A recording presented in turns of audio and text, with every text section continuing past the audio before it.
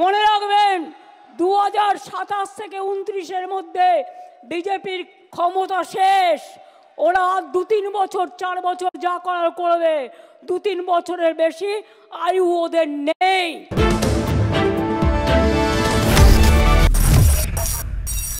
রাজ্য সরকার কথা দিয়েছিলেন, আমাদের মুখ্যমন্ত্রী সেই কথা রেখেছেন। 31শে ডিসেম্বর 2024-এর আগে 12 লক্ষ মানুষকে বাড়ির প্রথম কিস্তির টাকা সরাসরি ডাইরেক্ট ব্যাংক ট্রান্সফার করে তাদের অ্যাকাউন্টে পৌঁছে দিয়েছেন।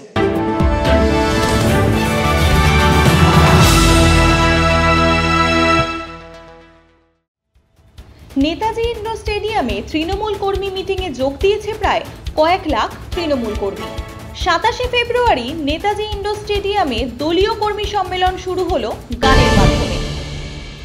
এই বাংলার মায়া ভরা পথে হেঁটেছি এতটা দূর, আমি বাংলায় ভালোবাসি, আমি বাংলাকে ভালোবাসি, আমি তারই হাত ধরে সারা পৃথিবীর মানুষের কাছে আসি। বক্তব্য রেখেছেন মমতা বন্দ্যোপাধ্যায় থেকে অভিষেক বন্দ্যোপাধ্যায়, শতাব্দী রায়, সোহিনী ঘোষ সহ তৃণমূলের সর্বস্তরের কর্মীবৃন্দ। वेस्ट बंगाल ने मुझे बहुत प्यार दिया। मैं जब यहाँ पर खेलता था तो 7 साल मुझे बहुत प्यार मिला यहाँ पर। और उसके बाद दीदी ने, अभिषेक बनर्जी ने और पार्टी ने मुझे एक ऐसा मौका दिया कि आपके बीच में आकर आप लोगों के साथ, आप लोगों के लिए काम करूं और यहाँ पर फैमिली का हिस्सा बनाया मुझे।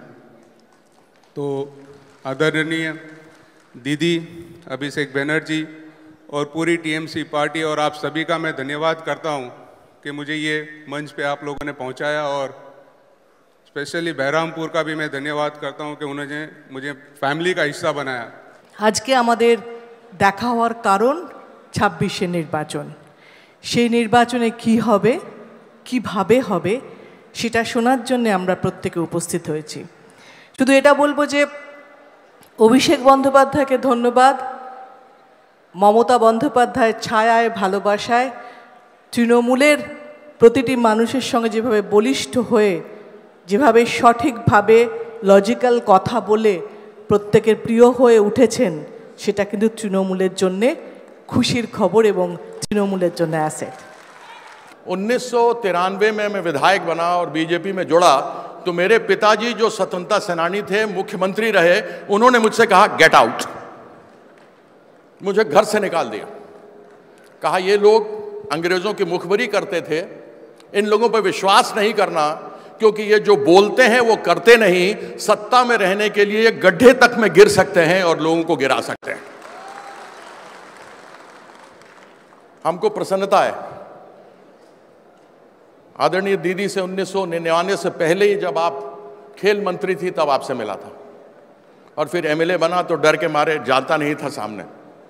लेकिन 99 में आदरणीय दीदी जब रेल मंत्री बनी थी तब भी मुझसे कहती थी तुम मेरे पास आ जाओ, तुम्हारे बाबा को और तुमको इज्जत नहीं मिला, तुमको हम इज्जत देंगे।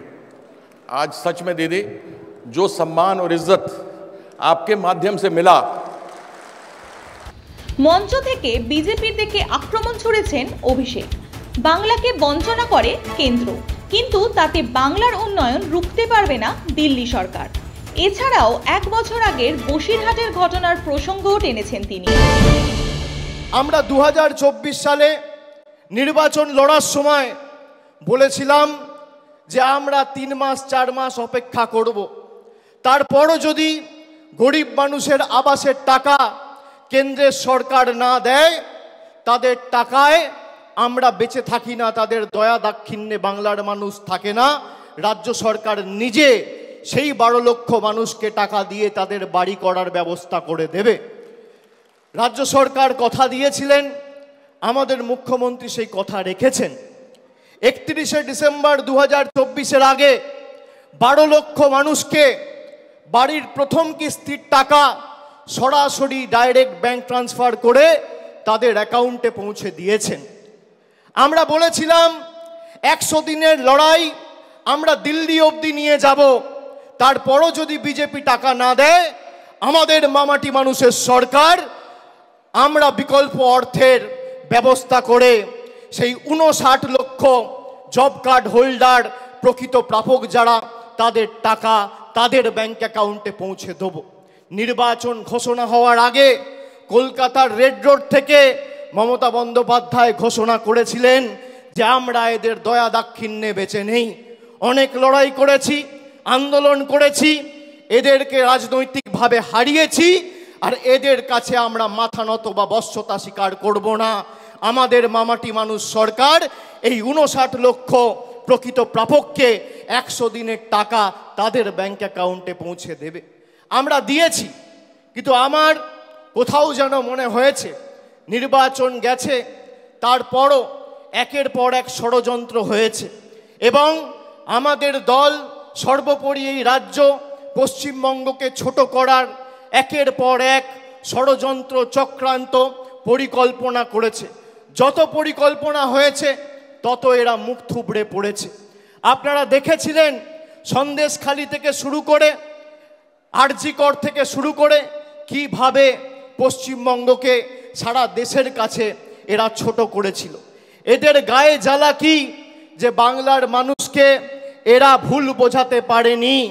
এরা বাংলাকে গুজরাট, উত্তরপ্রদেশ, মধ্যপ্রদেশ করতে পারেনি।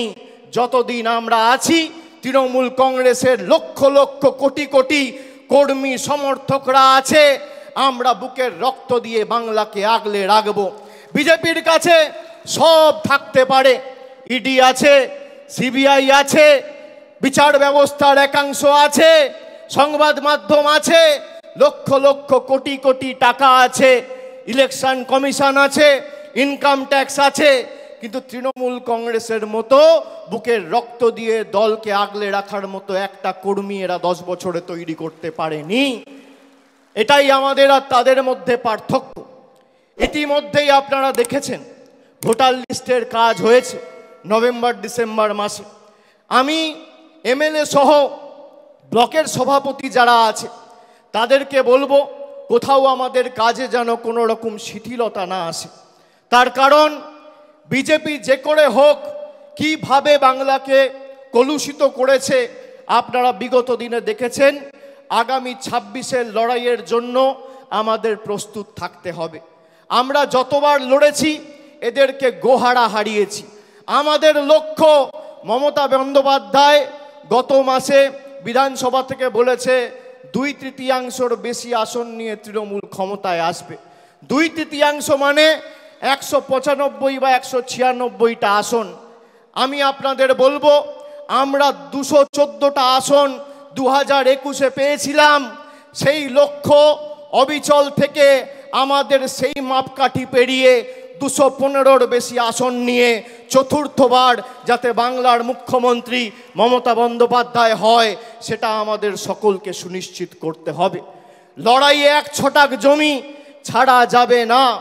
সর্বস্তরের কর্মী সমর্থক সবাইকে নিয়ে কাজে নামতে হবে। কে কবে ফোন করে নির্দেশ দেবে তারপর কাজ করব। নিজেরা যারা দলকে ভালোবাসেন মানুষের কাছে যান। 2024-এর লোকসভা নির্বাচনে আমি ডায়মন্ড হারবার থেকে আপনাদের বললে বিশ্বাস করবেন না, 7,10,000 ভোটে জেতার পর 3 মাস ঘুমাতে পারিনি। তার কারণ আমি এই ঋণ কিভাবে পরিশোধ করব, আমি এই ভালোবাসা কিভাবে পরিশোধ করব, আমি 3 মাস ঘুমাতে পারিনি। তারপর মানুষের কাছে সেবাশ্রয় নিয়ে গেছি। একটা এমএলএ, একটা ব্লক সভাপতি, একটা পঞ্চায়েতের মেম্বার, একটা কাউন্সিলর, মিউনিসিপ্যালিটির চেয়ারম্যান, ব্লকের সভাপতি, টাউনের প্রেসিডেন্ট নিজের কাছে ক্ষমতা কুক্ষিগত করে রাখলে হবে না। মানুষের কাছে মানুষের দাবি নিয়ে মমতা বন্দ্যোপাধ্যায়ের জনমুখী কর্মসূচি পৌঁছে দিতে হবে। এটাই আমাদের লক্ষ্য থাকা উচিত। আর আমি কর্মীদের বলবো এই দল মমতা বন্দ্যোপাধ্যায়ের আন্দোলন আর কর্মীদের ত্যাগ তিতিক্ষা কৃচ্ছ সাধনের মাধ্যমে আজকে বটবৃক্ষে তৃণমূল কংগ্রেস পরিণত হয়েছে। যারা বুথে বসে প্রাণ দিয়ে পোস্টার মারছেন, ব্যানার লাগাচ্ছেন, দেওয়াল লিখছেন, মিছিলে হাঁটছেন, তারাই তৃণমূল কংগ্রেসের আসল সম্পদ। আমি আপনাদের বলবো যতদিন আপনারা আছেন এই বিজেপির ষড়যন্ত্রের চক্রব্যূহ আমরা বিগত দিনে যেভাবে ভেঙে চূর্ণ বিচূর্ণ করেছি আগামী দিনেও ভেঙে চূর্ণ বিচূর্ণ করব। দলের সামগ্রিক বিষয় নিয়ে বক্তব্য রেখেছেন মমতা বন্দ্যোপাধ্যায়। এছাড়াও বিভিন্ন উৎসব, অনুষ্ঠানে এবং ছাত্রছাত্রীদের পাশে যাতে রাজ্য সরকার সবসময় দাঁড়াতে পারেন তার জন্য অঙ্গীকারবদ্ধ হয়েছেন। তখন যদি তারা একটা পক্ষ বিট্রে না করত, তাহলে 2001-এই বামফ্রন্ট সরকারের পরিবর্তন হয়ে যেত। যে অত্যাচার, যে অনাচার, যে অহংকার, যে দুরাচার তারা করেছেন, মানুষ তার বিদায় চেয়েছে।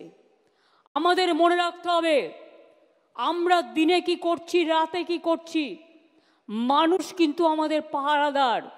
আমরা যেমন তাদের জন্য লক্ষ্য রাখি, তারাও কিন্তু আমাদের কর্মীদের জন্য লক্ষ্য রাখেন।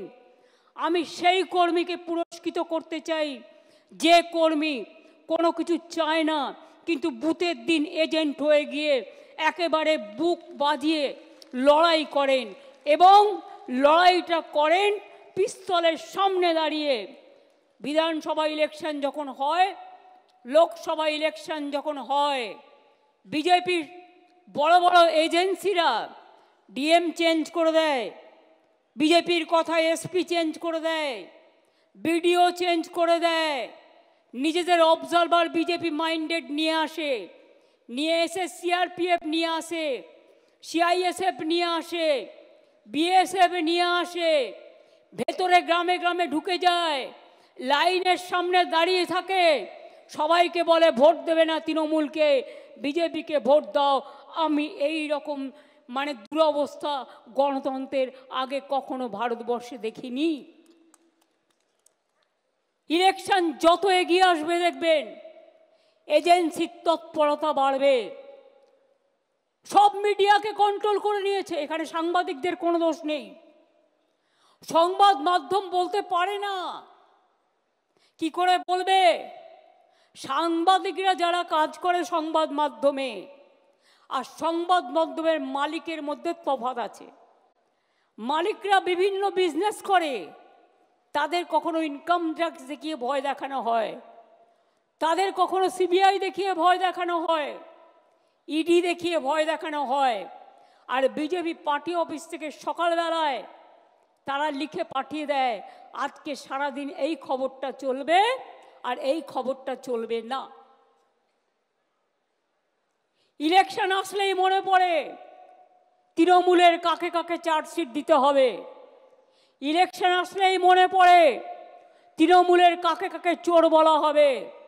ইলেকশন আসলেই মনে পড়ে তৃণমূলের কাকে কাকে জেলে ভরানো হবে। জেলে তো ভরেছেন অনেককেই, কটা প্রমাণ করতে পেরেছেন আজ পর্যন্ত? লজ্জা করে না? আরজিকর কেসের আজ পর্যন্ত সমাধান করতে পারেননি, কেসের পর কেস চলছে, কোন মুখে কথা বলেন আপনারা? আর বাংলা মনে রাখবেন, একদিকে বিহার, একদিকে ঝাড়খণ্ড, একদিকে উড়িষ্যা, একদিকে আসাম, অন্যদিকে ত্রিপুরা, অন্যদিকে নর্থ ইস্টার্ন, অন্যদিকে ওপার বাংলা। সব সামলাতে হয় আমাদের। সব কিছু সামলে বাংলায় যদি কখনো একটা ঘটনা ঘটে, 11 কোটি 12 কোটি মানুষ হয়ে গেছে বাংলায়, 11 কোটি তো হবেই। সেন্সাস হলে বুঝতে পারবেন, কারণ 2009-এর সেন্সাসের আজকে প্রায় অনেক বছর পার হয়ে গেছে, এটা কাউন্ট হয়নি। বুঝতে পারবেন যে আমাদের লোক সংখ্যা কতটা এক্স্যাক্টলি, কারণ আমরা পরিষেবা দিতে গেলে সেটা বুঝতে পারি। আমার যদি 9 কোটি মানুষকে স্বাস্থ্য সাথী দিতে হয়, 9 কোটি মানুষ ইন্ডিভিজুয়াল পায় তার পরিবার অনুযায়ী, যদি আমাকে প্রায় 10 কোটির কাছাকাছি মানুষকে বিনা পয়সায় রেশন দিতে হয়, কারণ একটা অংশ তো নেন না, তাদের জন্য আলাদা একটা কার্ড আছে, তারা সেটা রাখেন ফর দেয়ার আইডেন্টিটি। কাউন্টটা তাহলে কি হচ্ছে বুঝতেই পারছেন, অটোমেটিক্যালি সংখ্যাটা পরিষ্কার হয়ে যাবে। কাজেই বাংলায় আমরা যে কাজগুলো করি, আমাদের 97টা সোশ্যাল সিকিউরিটি স্কিম আছে। আমি অনেক সময় দেখি যখন আমরা চিৎকার করে বক্তৃতা দিয়ে বলি এগুলো, কেউ নজর রাখেন না আর একটু কষ্ট করে কথাগুলো মানুষকে বলেন না। এটা ব্যাড হ্যাবিট। মিটিংয়ে আসতে গেলে একটা ডায়েরি সাথে নিয়ে আসতে হয়, অথবা একটা কাগজ, যেটা আমরা বলি সেটা লিখে রাখতে হয়। তার কারণ মনে রাখতে গেলে অনেক সময় ভুলে যেতে পারি আমরা। আমি নিজে যেটা প্রয়োজন সব সময় মোবাইলে নোট করে রাখি, এবং পরে সেটা আমি আমার কাজ হয়ে গেলে আমি সেটাকে ডিলিট করে দিই। এটাই হচ্ছে নিয়ম। সবার ফোনে আমাদের